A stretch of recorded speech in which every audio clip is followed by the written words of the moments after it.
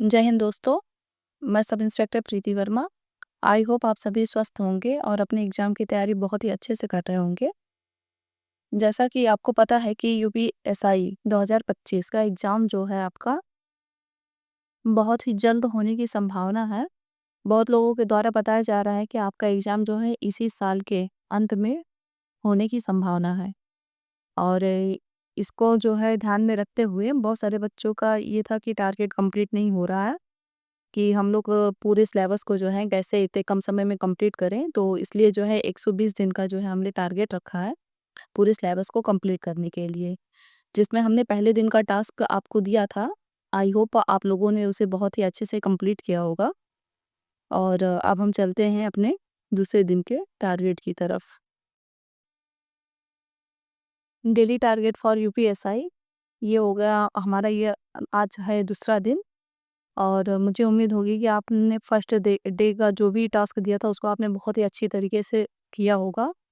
और अब ये है हमारा आज का मैथ। मैथ में हम लोग आज फिर से जो है नंबर सिस्टम ही लगाएंगे, क्योंकि नंबर सिस्टम में कम से कम जो है अगर आप डेली 50 से 60 क्वेश्चंस अगर एक दिन में कंप्लीट कर रहे हैं तो जो है आपका 4 दिन में कंप्लीट होगा।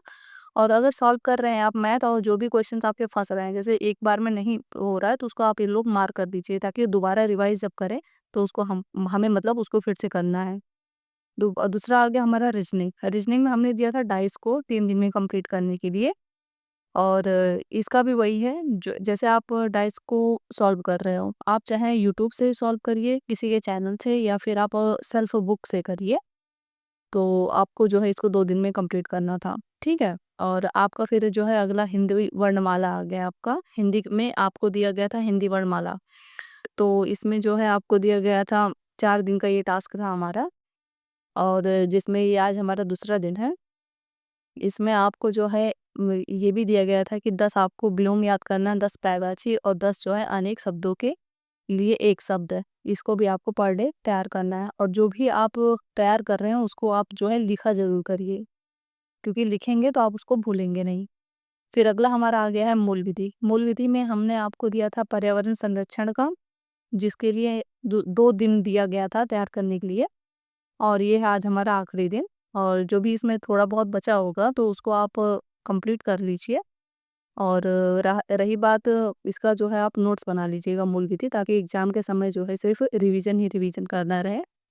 और मूल विधि के लिए मैंने आपको बताया था एग्जाम पूर्व पे विवेक सर ने पढ़ाया है। और इसके लिए आपको कहीं और भटकने की आवश्यकता नहीं है, जहाँ तक मेरा मानना है, क्योंकि इन्होंने बहुत ही अच्छे से पढ़ाया है, ठीक है।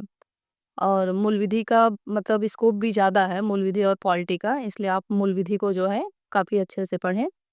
और इसका नोट्स जो है ज़रूर से ज़रूर बनाएं, और इसको लिख लिख के पढ़ें। कोई भी चीज़ पढ़ें लिख कर पढ़ें। फिर अब आपका अगला पॉइंट आ गया है पॉलिटी। पॉलिटी में हमने आपको दिया था भारतीय संविधान के विकास का संक्षिप्त इतिहास, जिसको 2 दिन में कंप्लीट करना था। और यह है आज हमारा आखिरी दिन। और इसमें जो है आपको जो भी क्वेश्चंस होगा इसको मैं अब आपको दे दूंगी, आप उसको भी सॉल्व कर लीजिएगा, ठीक है।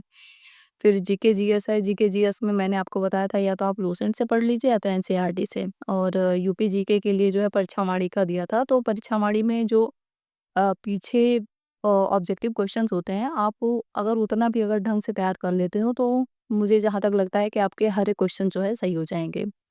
और आज का टॉपिक मैंने रखा है इतिहास में। इतिहास में आप 2 चीज़ एकदम अच्छे से तैयार करोगे, एक है सिंधु सभ्यता और एक है वैदिक सभ्यता। इसको जो है आप लोग बहुत ही अच्छे से पढ़ लीजिएगा, और इसको जो भी पढ़िएगा आप लिख लिख कर पढ़िएगा। मैं 10 बार बोली हूँ आपको, जो भी पढ़ें लिख कर पढ़ें, क्योंकि जो भी चीज़ें आप लिख दोगे वो आप कभी भूलोगे नहीं, ठीक।